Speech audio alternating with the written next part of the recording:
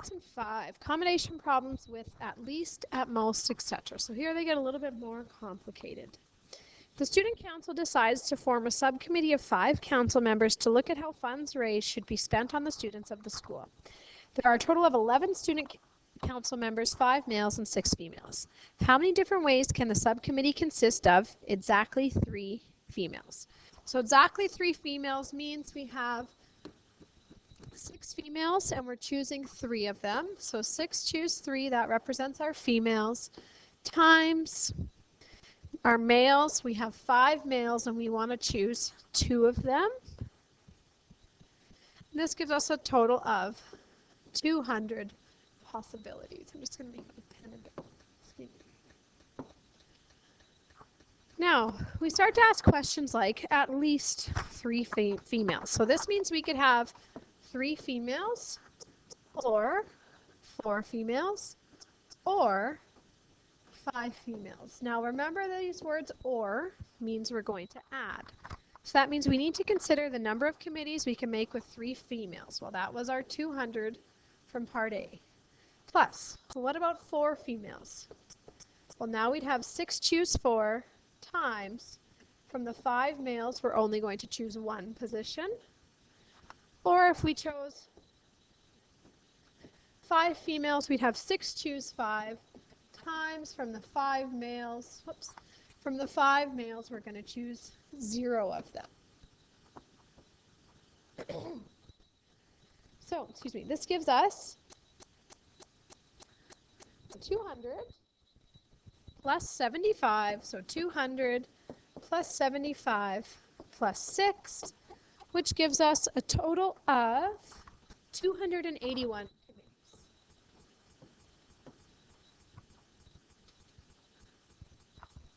So what if the question said at least 1 female? So now we could go 1 female, or 2 females, or 3 females, or 4 females, or 5 females. So we just did this part for B, so we know this is 281. So if I just add 1 female or 2 females to this, we'll get our answer. So if I have 1 female, that means from the 6 females, I chose 1. From the 5 males, I chose 4. Plus, if I have 2 females, that means from the 6 females, I chose 2. And from the 5 females, I chose 3. So this gives me 30 plus 150 plus 281 to give me a total number of 461. However, sometimes this gets rather tedious because sometimes I have committees of more than 5. Say I had committees of 10 and I wanted to know how many have at least 1 female. Well, there is a bit of a shorter way sometimes, and this is essentially what we call the complement. So the complement is essentially the opposite. So to do that, we could take the total number with no restrictions, so just the total number of choices we have for a committee, and subtract the number with no females.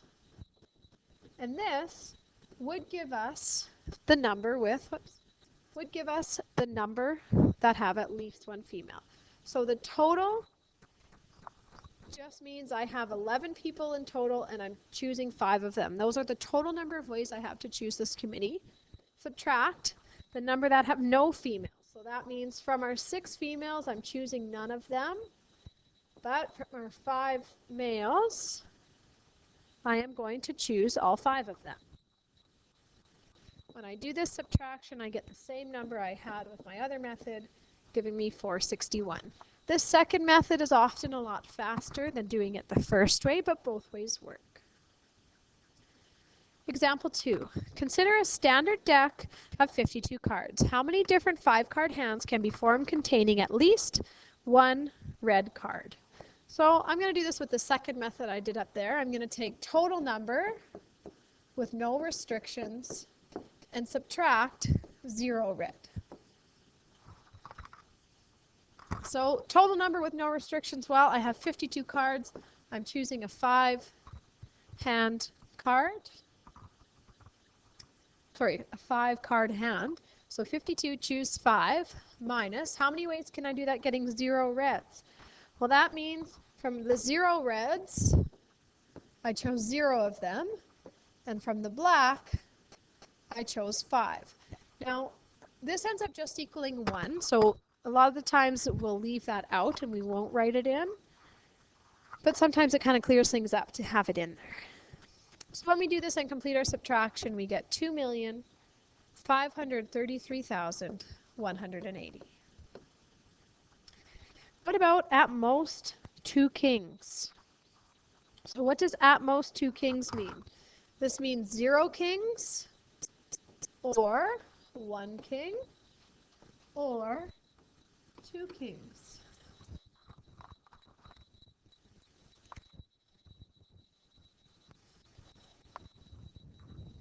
Well, to have 0 kings, that means from the 0 kings, from the 4 kings in the deck, we chose 0 of them. And from the 48 cards that were not kings, we chose 5 of them.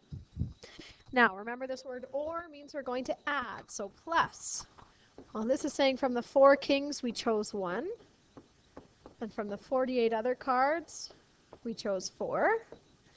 2 kings means from the 4 kings, we chose 2. From the 48 other cards, we chose 2.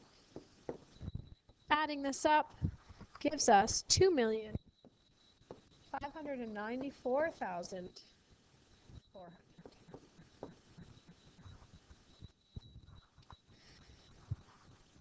Exactly 2 pairs. So these questions are a little bit trickier. So exactly 2 pairs. Well, we know that we have 4 of each card, and we need 4 pairs. So from the 4 of an identical card, we need to choose 2 of them, and we need to do that twice. So we know we can split a deck into groups of 4, and if we want 2 pairs, that means we choose 2 from each of those groups of 4.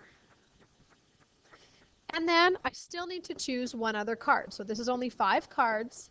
So that's 44 cards left when I've taken out those sets.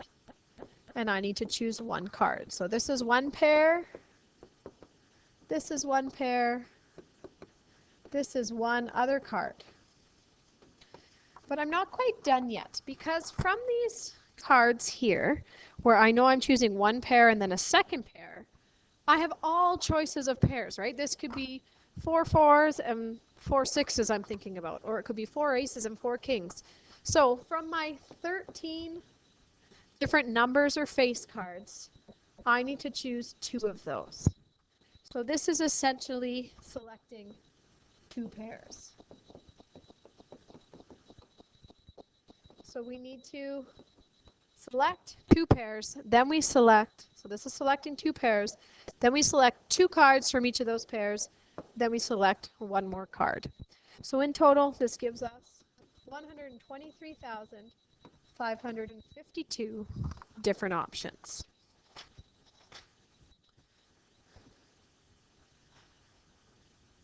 Combinations which are equivalent. So example 3, Fran and Bernie have identical collections of vintage toy vehicles.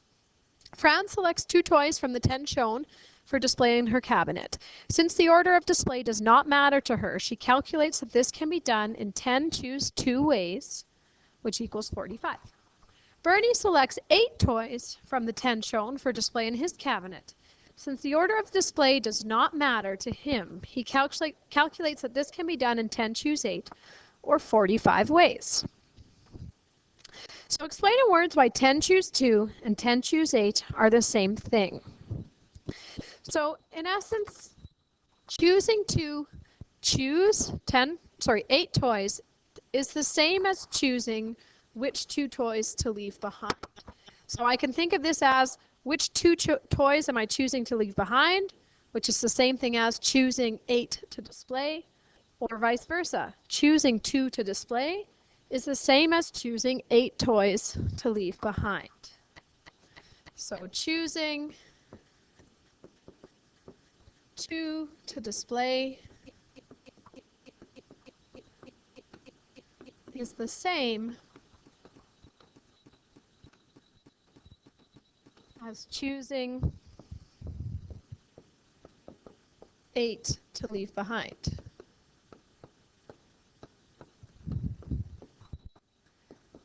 And vice versa.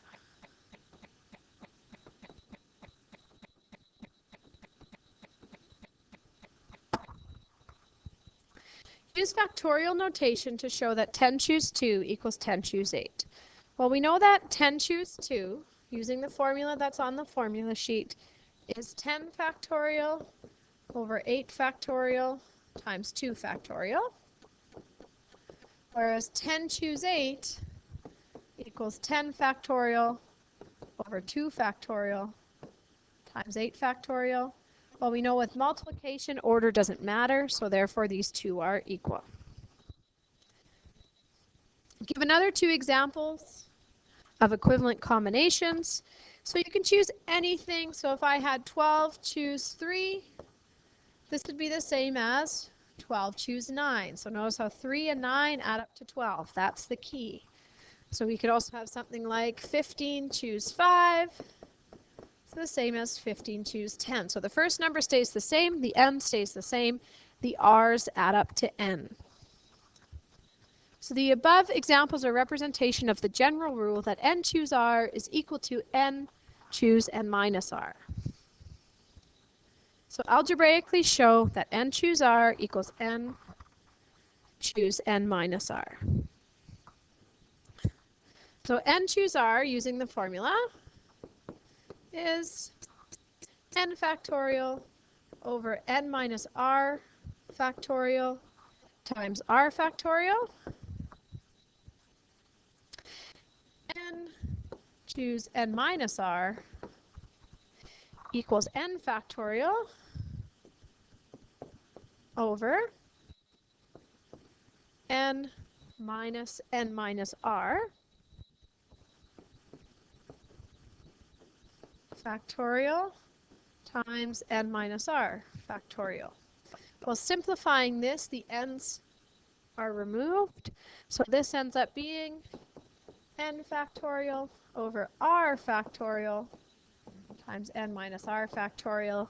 And of course, the order of multiplication doesn't matter, so therefore these are equal. Solving for n in combination problems.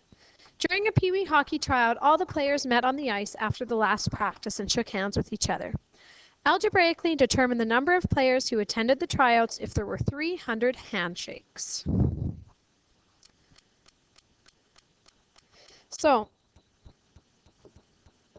handshakes can be represented by n choose 2. So we know that we are joining hands together. Order doesn't matter, and these doesn't matter whether you shook Bob's hand and then Jack's or vice versa. So this is a combination, n choose 2. It's important to remember this because we often do see handshake questions. So it's telling us there were 300 handshakes in total. So that means n choose 2 equals 300.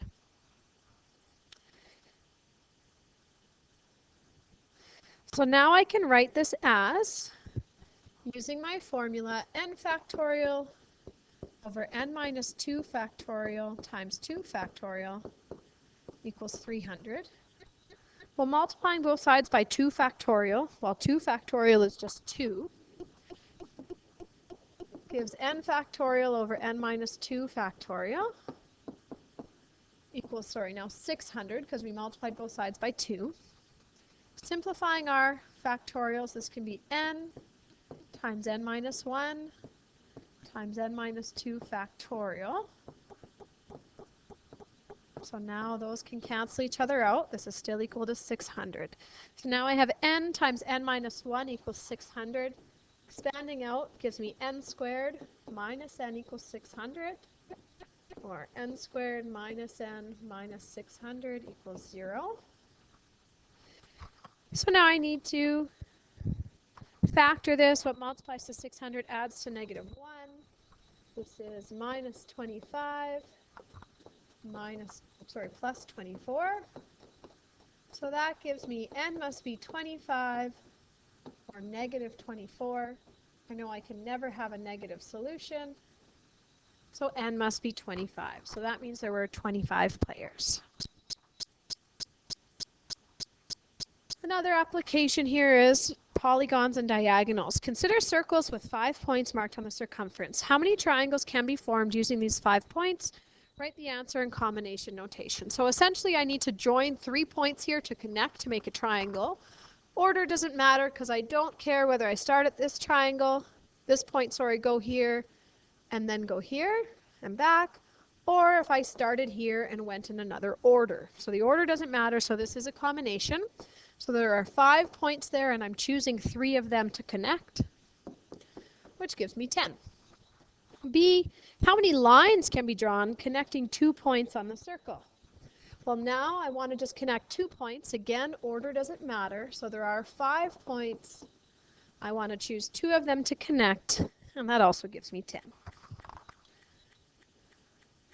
Sketch a regular pentagon. So a regular pentagon means a 5-sided shape. That's the pentagon part. Regular means that each side is equal. So I wonder if I can... So I want to make each side approximately equal. Whoops. I want to make each side equal. How many lines can be drawn connecting 2 points on the pentagon, including the sides of the pentagon? So when it says points, it's really talking about vertices here. So we want to say how many lines can we draw between those vertices, and we want to include the lines that are drawn in there. So really we have 5 vertices here. We want to choose all of them, so that, or choose 2 of them, sorry. So that means we have 10 options here for lines. So what this is saying is we could draw, say, a line in here, a line in here, a line in here, a line in here, and a line in there. So it looks something like that, plus the 5 sides that are on the pentagon. Sorry, this was our answer here. 5 choose 2 is 10. How many of these lines are diagonals of the pentagon? Well, I can take that I have these 10 choices minus the 5 sides that are drawn in, then the rest would have to be diagonals, so that would be 5. Explain the answer to 2 in terms of combinations. So that essentially would then be 5 choose 2 minus 5. How many diagonals are there in a regular pentagon? Sorry, regular octagon. So in a regular octagon, well, I know the number of lines I could draw would be 8 choose 2 minus the 8 sides that are there. So E, how many diagonals are there in a regular n-sided polygon?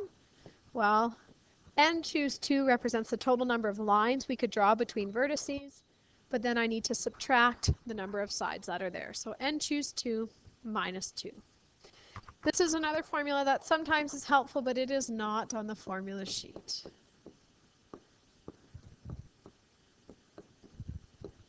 You should be able to develop it, though. If you need to do this on your diploma exam, you shouldn't necessarily have to memorize this formula. You should be able to figure it out.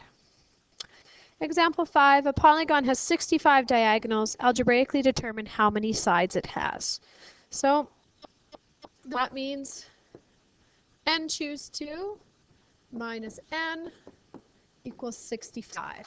So now I need to go to my combinations formula. So that's n factorial over n minus 2 factorial times 2 factorial minus n equals 65.